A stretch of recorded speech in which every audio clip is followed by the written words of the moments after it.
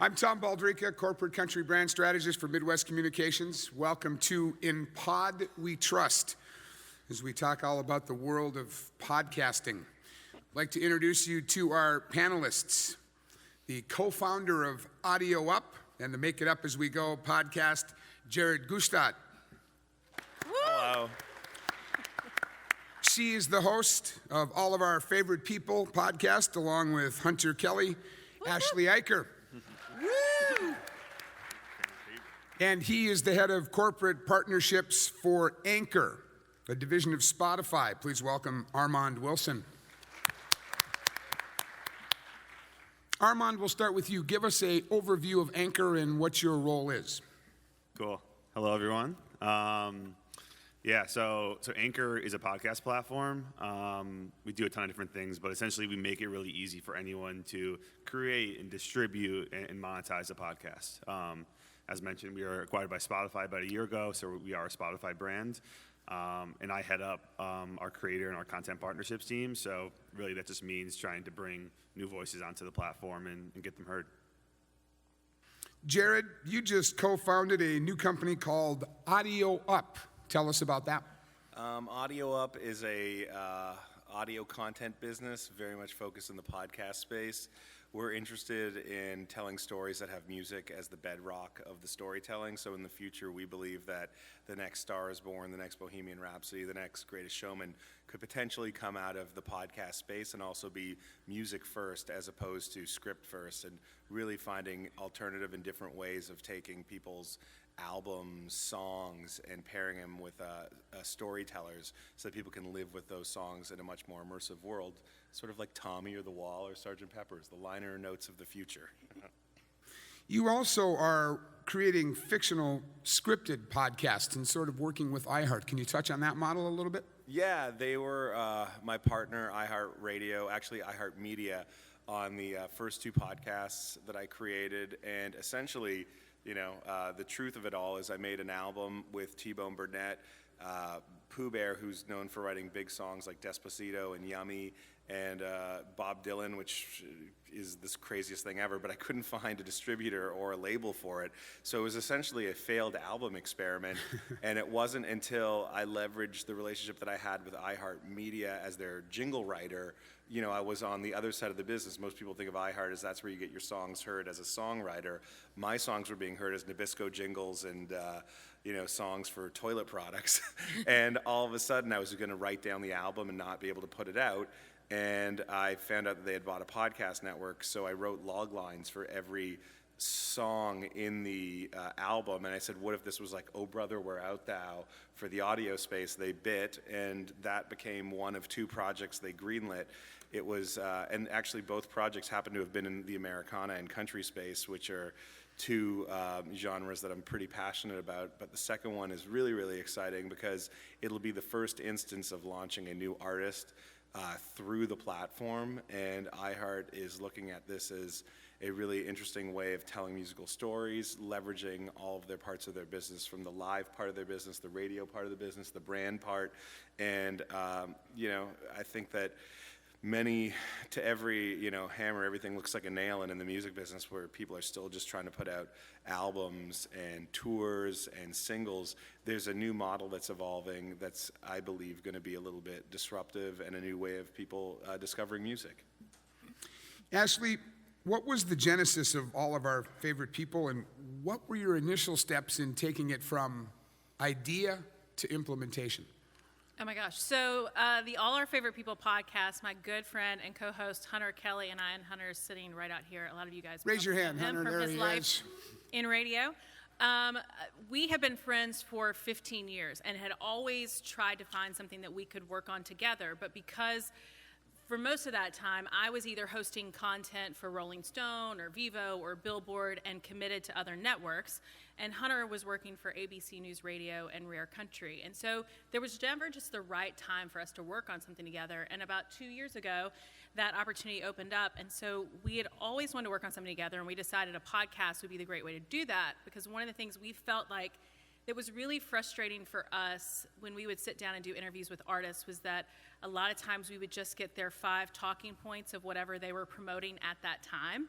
And I want to hear people's stories, and I learn from people's stories, and Hunter does as well. So we decided to launch this podcast and really have great conversations with whether it's artists, celebrities, entertainers, authors. We've had several CEOs on the podcast to talk about how they built their business and what they've learned. We've had Miles Adcox on to talk about mental health and on-site. I know he was here today.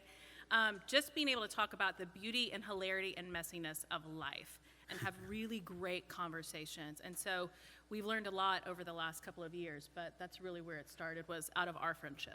What are the 3 questions somebody should ask themselves before diving in the podcast pool? So the first thing I would say is, one, ask yourself, why are you doing it? Like, are you doing it because, well, you like to hear yourself talk, and that's great, but it's a lot of work. So why are you doing it? And then I think also really looking at, if your reasoning in having one is because everybody else is doing it right now, I don't think that's the best reason. I think you've got to figure out what your niche is, what is your unique voice that you bring to the market that other people want to hear. There's so much noise right now in podcasts that you really have to work hard to break through. So what is your unique voice? What do you bring to the table that the world needs to hear? And I think really figuring that out is important. And for us being independent and doing all of this on our own, if you are an independent podcast and you're not backed by iHeart or Spotify or Apple Music, whoever it is, or one that's created within house with those companies, you've got to be able to have other streams of income that are going to be able to pay your bills, because it takes a long time to make money off of podcasts and a lot of work. So I'm just curious. Go ahead, John. I was going to add one thing. I agree with you that podcasts are probably the hardest medium I've ever worked in. I've worked in television as an editor, creating shows where they, as an unscripted editor, dump thousands of hours and say, hey, make a TV show, but you can figure it out because it's like visual and linear. And I've also made 30-second jingles and full songs. It's been the most challenging experience of my life to try and actually make something make sense and keep people's attention for 20, 30, 45 minutes in audio. So I think that it's people who are jumping into this are just going to figure out how to tell different stories. It's just so interesting that you say that, though. Ashley, I was just curious, when you and Hunter sat down over that glass of wine and decided you were going to do that podcast, you certainly had expectations of what it could and couldn't be. How did those match up to the realities of how it all turned out to be? Well, let's be honest. We had no idea what it could or couldn't be. We had a passion for what we were doing. We knew that we had the relationships and that people trusted us because we've worked in this business for a very long time. So we knew that we would at least be able to start reaching out to publicist friends and manager friends and say, hey, look, we're starting this thing together. We would really love for you to be a part of it and love to have your artists on it. So for us, it really did in the beginning start as having a lot of artists on it. And then over time, as we built an audience and people really realized what it was and wanted to be a part of it, we could go outside of music and booking, whether it's authors or, friends of ours that, like I said, Miles Adcox or other people like that. Right. Armand, we obviously know that podcasts are reshaping the streaming landscape. It's reshaping the broadcast landscape. Why are they so popular? What is the infatuation? What do people love about them? Yeah, I think there's definitely a long way to go still compared to other mediums, but I think what's interesting and what people are drawn to podcasts for is it's just a really raw and authentic way for people to communicate things that they're passionate about. You go on a lot of different YouTube and films or like polished songs. They've gone through hours and hours of editing and everyone's putting their input in. I think what people are attracted to podcasting for is it's really just, most of the time, it's just two people, behind a microphone having a conversation, and it's really authentic and really personable. So it sounds like you're having a conversation, with friends just in your ears.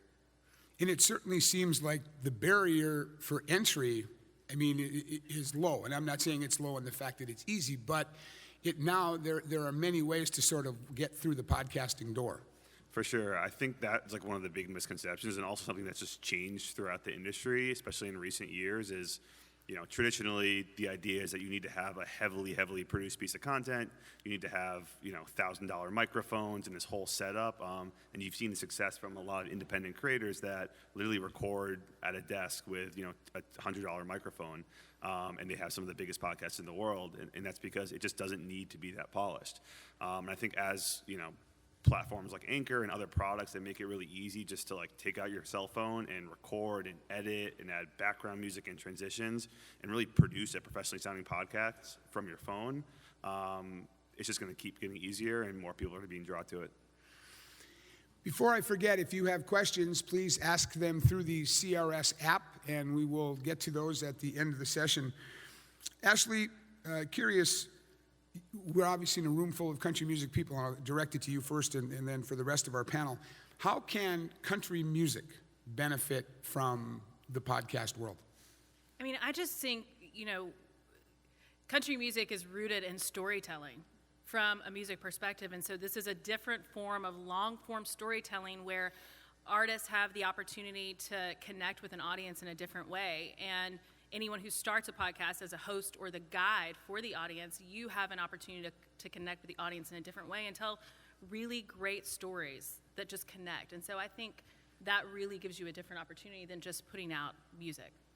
Jared, you're an artist and a producer, so you kind of see it from both places. What's the value of you as an artist being in that ecosystem, and of course then you as the value of a content creator in that ecosystem? Well, for me, coming off the first project, I've never had a cycle of a project last as long as it did through the podcast cycle that we put out. So it was 8 original stories, 8 original songs each week. A new song would come out the day after the episode.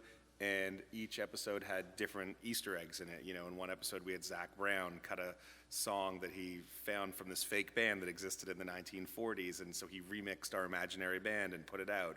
We had, the final Easter egg of Bob Dylan contributing lyrics to something. And even after the podcast was done, there's what I call 2 types of podcasts. Single-serve podcasts, which are like the daily, you listen to them once, but they attract a huge audience because you're used to it. You hear it every day. And then there's evergreen, which I see as more of an opportunity for the binge model. You make it, you market it. Afterwards, we can put the soundtrack out, and then over time, through discovery of either the evergreen asset of the podcast, people could discover the soundtrack, or on the other side, people can discover the soundtrack, which brings them back to the podcast. And again, the cycle should have been over as soon as the last episode was out, but as of today, we have the album dropping for Baron of Banjo separately through Empire Nashville. They took a big risk on essentially an imaginary band that has, the only real touring component would be is if we turned it into some sort of traveling review where it was, part acting, part music, and we're only now trying to figure out, as an artist, all the different levers you can pull from releasing music this way. And I actually think that the benefactor of the first one, which is almost like a mannequin in the window, is going to be the next one we're doing called Make It Up As We Go, which features this country artist-writer who got paired with Nicole Gallion, who's known for writing big hits for the country space. And essentially, they're doing the same sort of model we did with Baron of Banjo, but it's way more evolved, way more, I think, appealing to country fans, as opposed to ours was a little bit more of a Coen Brothers left of center Americana thing, which found its audience in a very interesting way through iHeart. But even the people who put together that first project with us said it was so complicated and esoteric. They're like, bravo for pulling it off, which is why the second one, I think, is going to be much more easy to follow. Like, it's going to be like a linear soap opera, like a show like Nashville. It takes place in the writers' rooms of Nashville, and it follows an artist as they arrive in Nashville on their first day with their dream to get a song cut and to one day be on, the Bobby Bones show. And in her first day in town, she can't put gas in her car and has to, call a deadbeat boyfriend to swipe his ATM card. And in the final episode, she writes a massive song for a massive star. And that is really the arc of this story. And I think that it's a movie, but it's for your ears. And we hope that people, enjoy this sort of theater of the mind, radio, almost we're returning to radio theater. I suddenly see Orson Welles sitting over here. Thank you. Yeah, you can't help but think about War of the Worlds or any of the amazing radio plays that came out at the dawn of a new medium. And I think that anytime there's a new medium, and I call podcasting an old new medium, because it's been around for a while and it's been utilized almost like the way the internet was utilized for very simple communication things until it just all of a sudden whooshed into Technicolor. And I think we're about to enter the era of audio. And when I speak to people that are a lot smarter than I, who are media analysts, I say, is this, with all the excitement last year with acquisitions, with Spotify, are we in the last inning, or where are we in the game? They're like, it's like the first inning, nothing's happened yet. But last year people had spoken about this new medium, new old medium, so much that I feel like now everyone's catching up to it. Film studios, TV studios, record labels, and Spotify, rightly so, is very smart for acquiring and doing these things now, because could you imagine being there at the beginning of cable when you could have bought the Discovery Channel for nothing, and it's one of the biggest media enterprises in the world. So you have a very intricate sort of plan. One thing leads to another, one thing leads back to another. It's a really crowded field out there. Let's talk about the marketing strategies. How do you cut through the clutter? And it's not just for Jared, that's a jump off of the panel. There's a lot of shit to deal with. How do you get through all of it, and how do you get yourself to the top of somebody's podcast list? I would say it's extremely challenging. There's no guarantees. We're seeing a lot of celebrities leap into the space. I think it's three things. If the content is good, if the actual story from it being covered is interesting enough to actually cut through the clutter, and you're doing firsts, that's important. But, again, you also need celebrities if they're going to come to play, and I don't mean social influencers per se, I mean people who are actually going to use their megaphone to get it marketed the same way that you would market an album, and show up to all the marketing meetings with iHeart, and go to the corporate offsites and promote it, and talk to Apple and Spotify, and do it. It's kind of like working a record. Like, anyone can put out an album just by uploading it through The Orchard or CD Baby, but that doesn't necessarily mean it'll get heard. So I think we're playing a little bit in that same ecosystem, and luckily every ecosystem that is out there, from Spotify to Apple, they have their own rules of the road, and you just got to figure out how to wire the building accordingly, and iHeart as well. Ashley, from your perspective, how do you market? I mean, ours has been more of a grassroots building from the ground up. So, between social media, we've obviously utilizing our relationships. And so whenever one of the guests comes on, them posting on social media as well as us.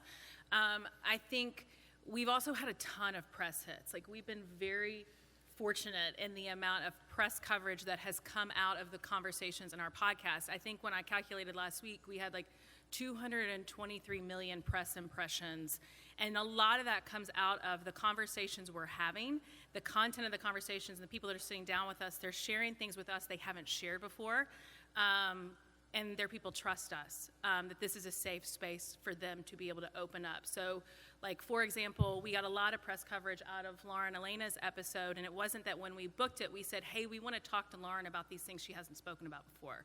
The death of her stepfather, or ending an engagement. It was just that naturally came out of the flow of conversation because she felt comfortable enough to share those things with us. And so we were very careful about how that was released. But then, of course, people picked that up, and then some others did as well. So we've had a lot of press coverage, which has helped us with promotion. And then it's really been word of mouth. When one guest has a really great experience, or another listener, because we focus so much on the listener experience, one of the things Hunter and I are really focused on is the division of labor, because it is just the two of us. Where I focus a lot on the visual, the creative, booking, Hunter focuses a lot on the editing and social media. And so we both pull into all of our strengths to keep this going. And so the editing is really important because we want to make sure the listener experience is great. So as one new listener tells their friends and it just keeps going, or a guest tells their friends, I had a really great experience on Ashley and Hunter's podcast, you should totally go on it. It's just kind of a little bit of a steamroll from there. Armand, from your perspective.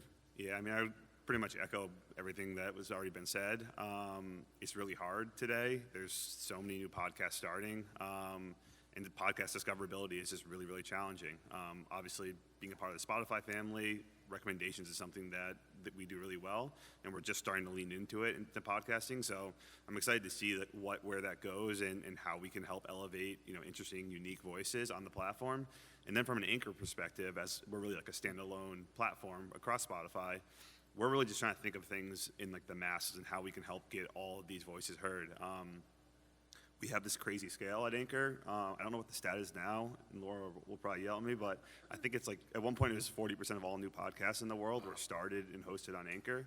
So we have a crazy amount of shows, and everything from like, small, creators like me and my friend talking about the New York Giants and how bad we are, to like Casey Neistat and Pat McAfee and Michael Moore and all these like really big personalities that have top shows in the world.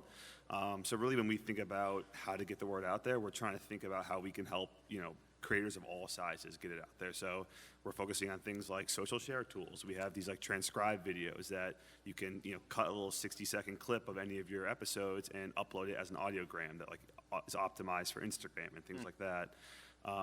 And those are the type of things that we've been thinking a lot about. But yeah, I would echo it. It's very challenging now, and I think the people that are winning in the space are the ones that are really just hustling and putting the work in.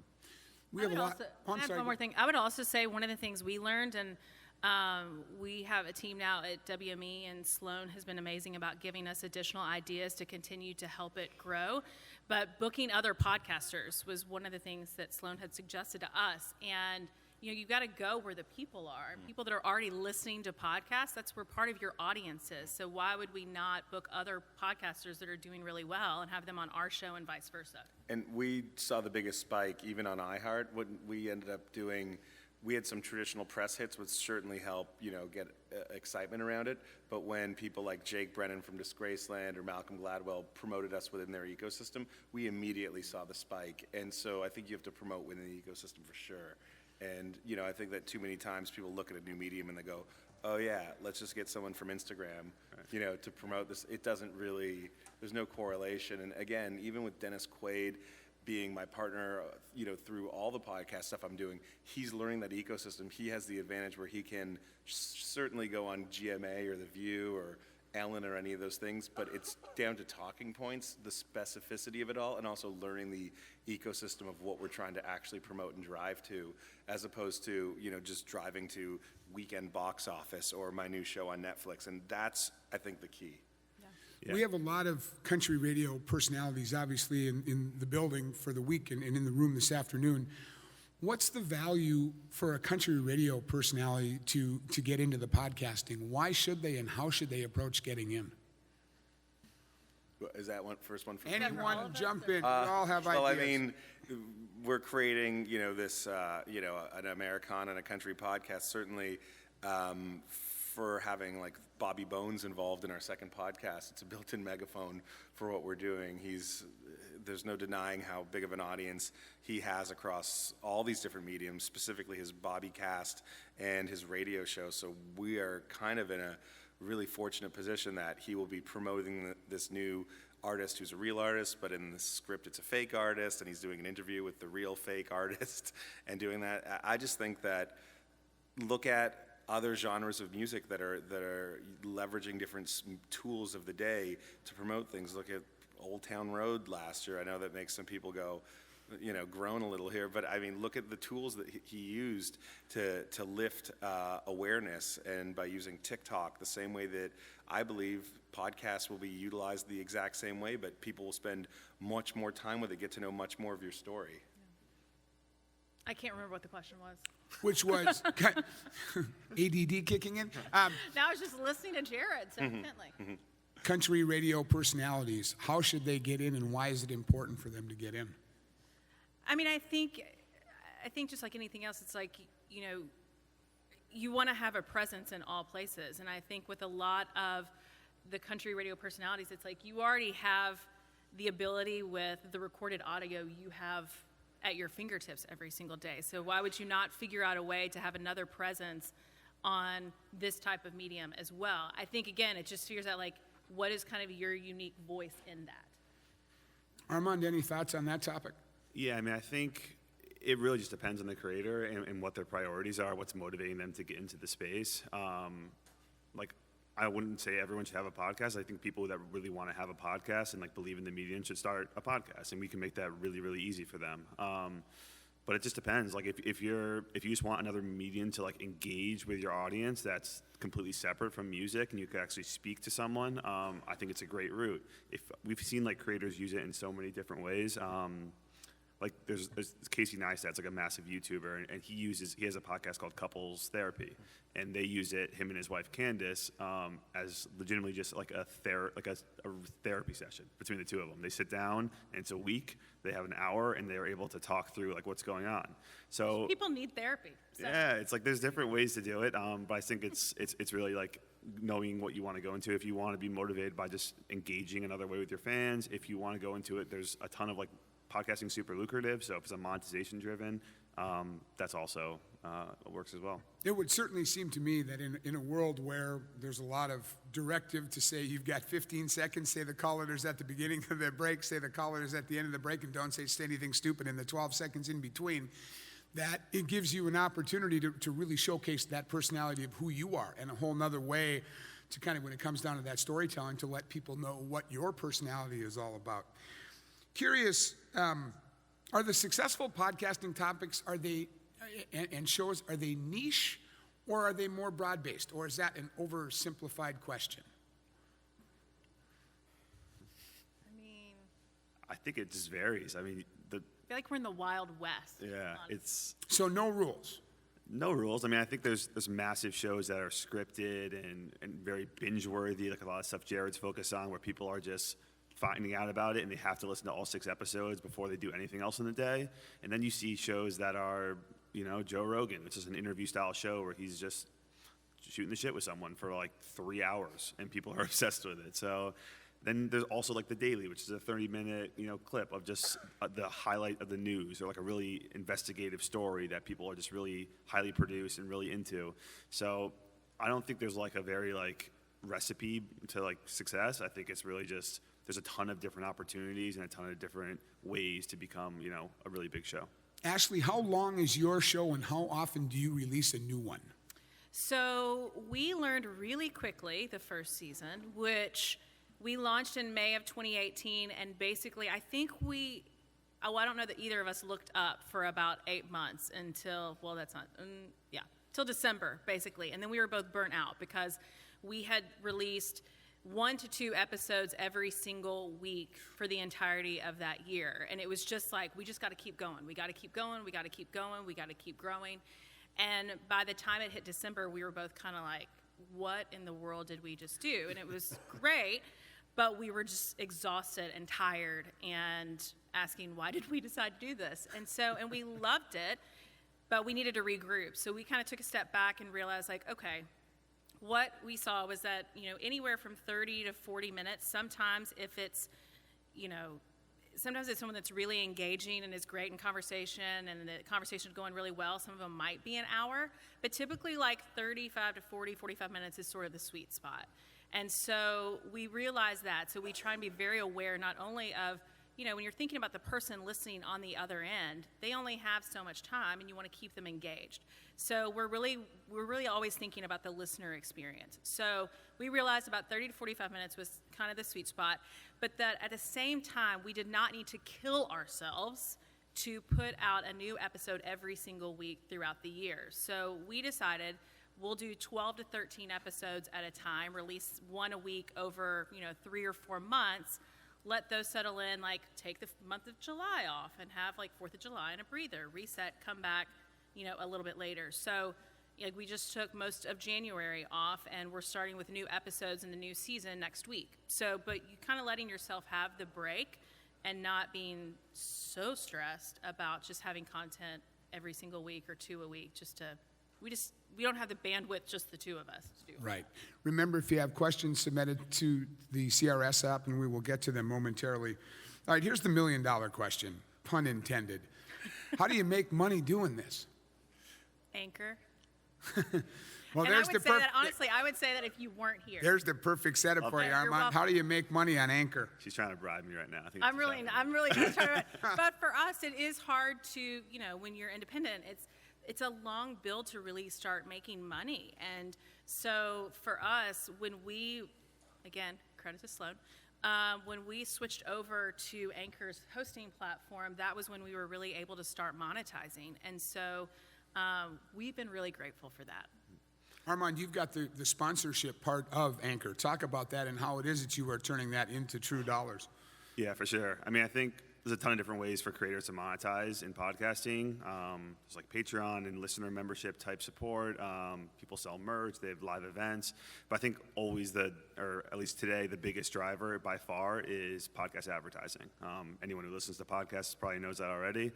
But when we were thinking, I mean, the whole kind of ethos behind Anchor is to democratize audio and make the process of starting a podcast super easy and super streamlined. So we took that same approach with our monetization tools. So we have one tool called Listener Support, which is like a Patreon-style way of collecting subscription payments from listeners. But then we also have a feature called Anchor Sponsorships. And the whole idea behind that was to make that whole reading host-read ads super easy. So traditionally, to what Ashley's alluding to, is you'd have to reach only the top 1% of podcasts we're able to monetize, because that's largely because you'd have to reach a crazy scale, and the process of actually getting matched with a brand was super manual. It's normally a really big brand emailing a really big creator and brokering a deal over email. And so what we do is, because we have this crazy scale of creators, our pitch to brands is, if you're Squarespace, instead of putting $50,000 on one Joe Rogan episode, what if you spread that out across 10 or 100 or even like 1,000 similar shows that have the same topic and the same cumulative reach, and essentially diversify that bet across all these micro-influencers? And the cool thing there is that we're seeing that a lot of smaller shows are converting just as well, if not better, than some of the biggest shows on the platform. And then the flip side for creators, because we have all the creation tools built into the platform, you could launch a podcast on day one, and whether you have 100,000 listeners tune in or just 100, you can get matched with real brands and start making real money immediately. And to add to that, I guess the third version of that is we basically treat a lot of the high, like we have 3 tiers of content that we're creating within our business: the premium musicals, the talk formats, which sit in the middle for us, and then at the bottom it's like user gen stuff. But at the very top, we were going out and touring the product before we created it, and iHeart put us in front of One Medical last year at South by Southwest. I said, to Pooh Bear and to Dennis Quaid, we have one shot to be in front of all the brands. Let's play a few of the songs, talk about what they're going to hear in the podcast, almost as like a live upfront or preview. And on the spot, we were able to generate all the revenue that we would need for an entire season by one sponsor standing up and saying, we want it. And it was sort of an interesting thing, because after we completed that first sale, we were like, is that a fluke, or is this like a recurring model? And with the second one that we're doing right now, Make It Up As We Go, it's interesting because there is the slate model, but then there's also this like boutique model where one brand, they don't really touch the creative per se, but what they got was, if there was 8 episodes of our series, 8 songs, we created a 9th song, which was the brand song for One Medical, and that was about, they were trying to promote awareness for mental health issues, and we created this song called Better Days, and it became the campaign advertisement for not only the brand but the podcast itself. And they, through their spend with iHeart, bought X amount of impressions over the course of X amount of months. And iHeart is certainly not our only partner in the podcast space, but our first 2 at-bats were through that, and now we're trying to either recreate that model again and again internally through Audio Up, or pair with all the tools that are available so that we can achieve scale. But there's certainly a huge world and array. I was surprised to see the numbers on the Patreon or whatever thing about how much money people are being able to generate off listener-supported dollars, and that to me is fascinating. It shows that the audience is growing and that there's going to be a real monetization story just coming into focus over the next 2 years. Well, and even for those listeners, be able to provide them, the ones that are supporting your podcast directly, monetarily, being able to give them behind the scenes access to, the podcast. So Hunter and I will record kind of exclusive content, for lack of a better term, just so they feel like they have some different type of access than anyone else that's just listening to the podcast.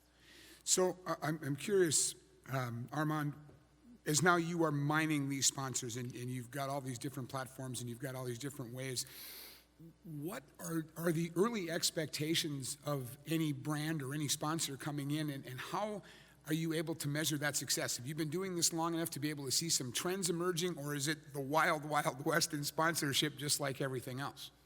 Yeah, no, I mean, I think it's definitely not the wild, wild west completely. So it's just wild, only one wild. Yeah, it's like the wild east, I guess. I don't know.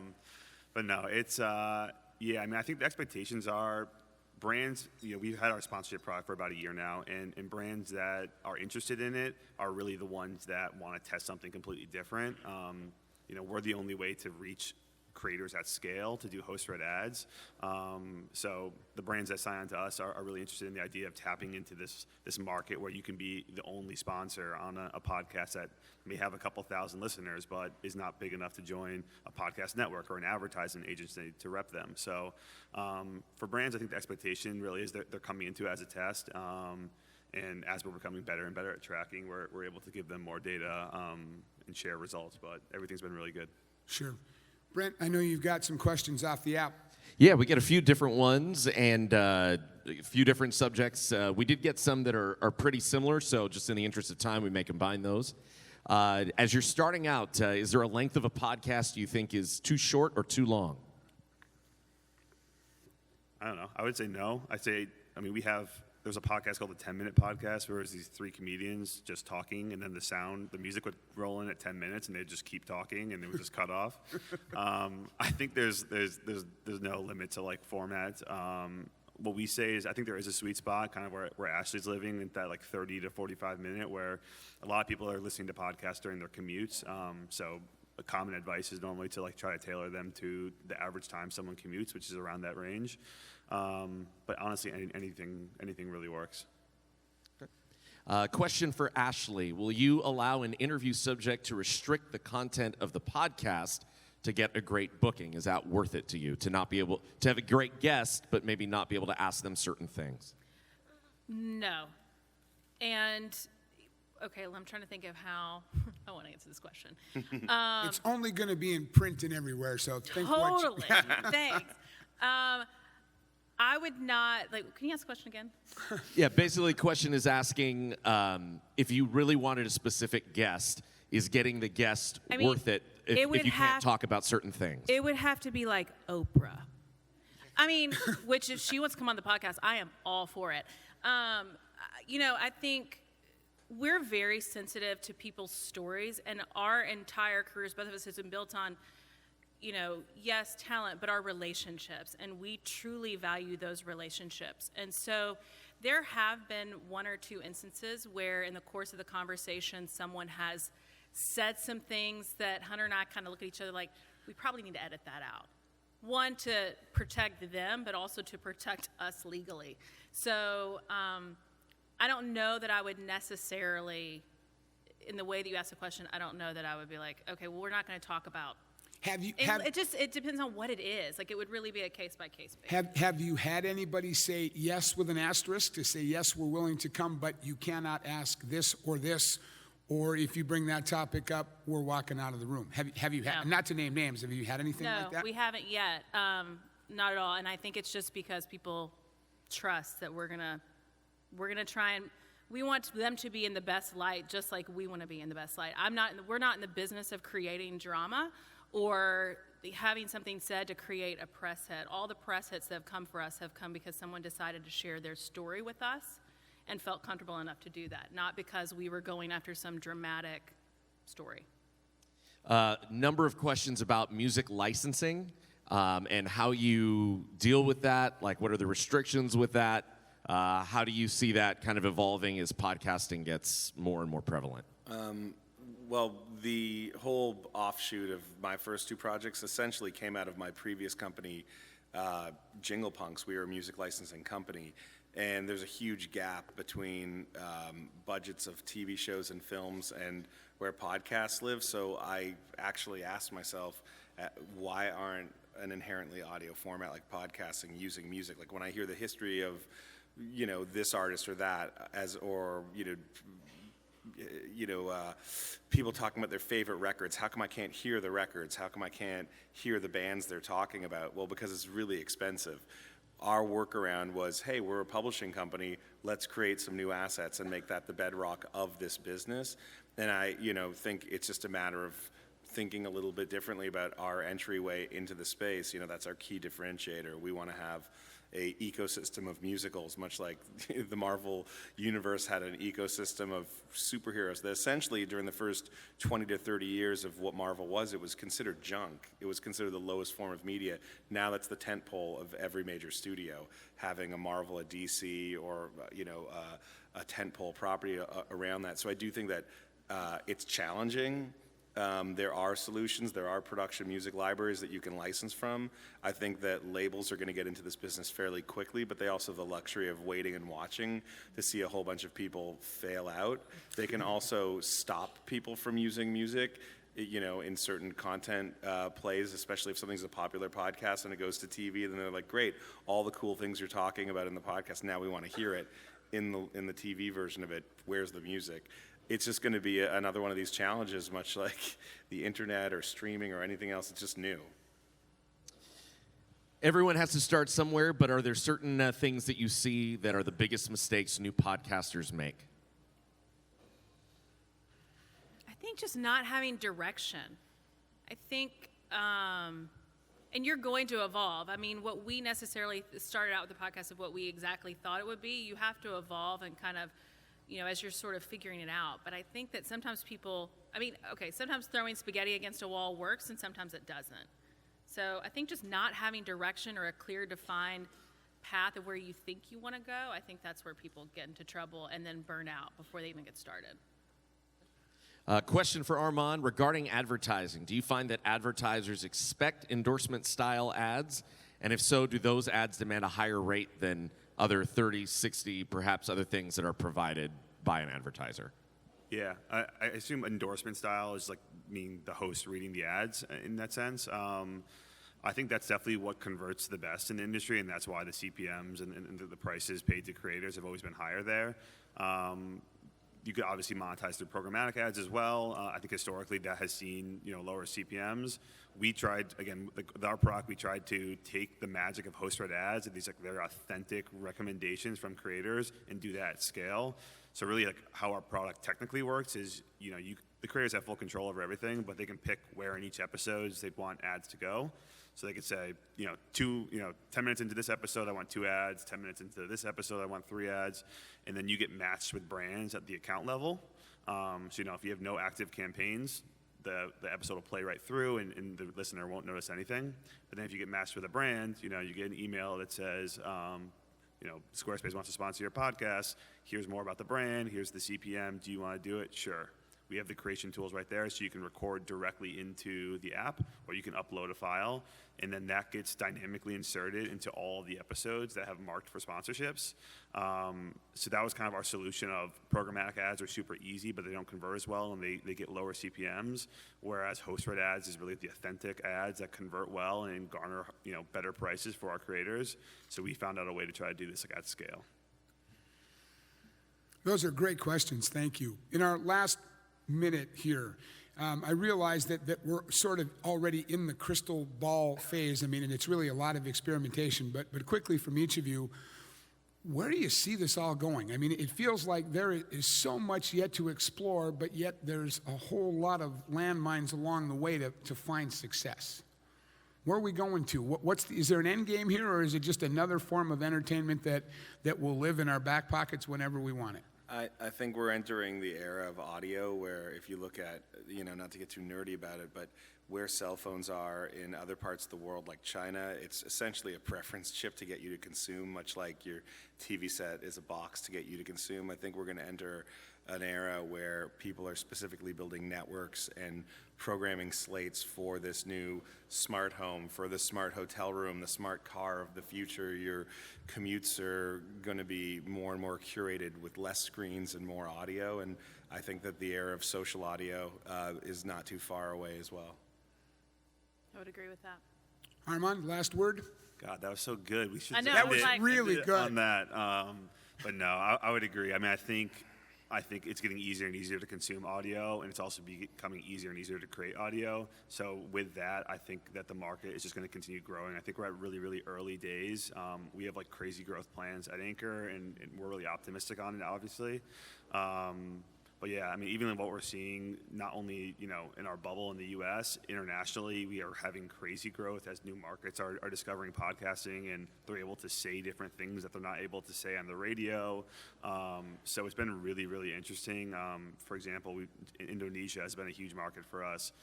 8 podcast creators from Anchor on Indonesia just became exclusive on Spotify a couple days ago. So we're seeing like crazy growth globally, and I think we're just really in the early days. Please submit your feedback to the CRS app. We appreciate your attendance this afternoon. How about a big hand for Jared, for Ashley, and for Armand. Thanks, guys. In Pod We Trust. Thank you, everybody. Enjoy the rest of your CRS. Also,